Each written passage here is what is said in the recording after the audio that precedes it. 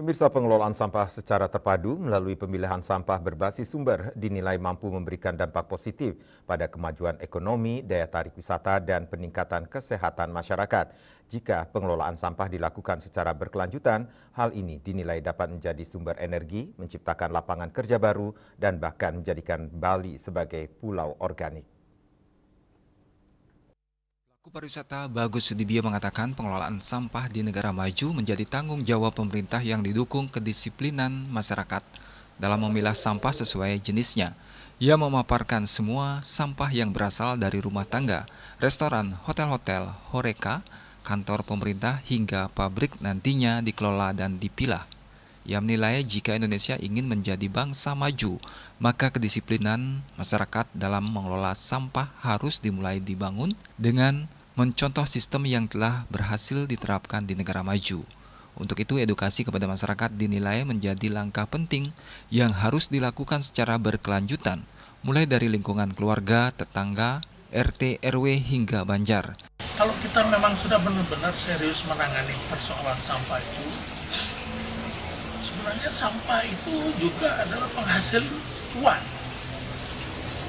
Itu waste to energy itu kan, kalau sudah dia menjadi energi, kan itu kita jual itu listriknya kepada PLN, kan PLN membeli lagi, menjual lagi kepada masyarakat.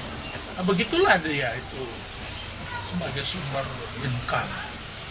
Jadi oleh karena itu, masalah sampah ini menurut saya harus selesai secara tuntas dan berkelanjutan. Disiapkan sistemnya yang benar-benar. Nah sekarang kan saya dengar katanya Danantara ya, yang mau mengambilnya itu satu hal yang sudah bagus. Danantara itu dalam bentuk badan usaha milik negara ya. Nanti dia akan mungkin membuka cabangnya di sini, memberikan pelatihan caranya. Pemerintah menyiapkan tempat lokasinya, nanti itu juga merupakan satu lapangan pekerjaan yang baru kan, jadi pasti akan menyerap tenaga kerja itu, dan kita jangan menganggap itu sebagai sesuatu yang kotor dalam artian, waduh kita nggak mau. Itu suatu hal yang selain mulia ya, juga kita membuka lapangan pekerjaan yang baru. Saya kira itu kebutuhan kita sekarang, apalagi ke depan itu ya, tentang pupuk organik. Itu kan sangat dibutuhkan. Sekarang tinggal dikelola secara baik, diproduksi secara baik, ya, di packaging secara baik. Nanti kalau perlu ada koperasi khusus mengurus itu kan. Apalagi sekarang aturan kita kan, bahkan pemerintah sendiri kan sudah mengannounce, seperti tadi saya dengar dari Pak Gubernur, katanya 70% produk pertanian Bali itu sudah organik, beliau bilang. Berarti kan kebutuhan akan pupuk organik itu tinggi, sangat besar. Itu satu ceruk usaha yang sangat menjanjikan ke depan, dan itu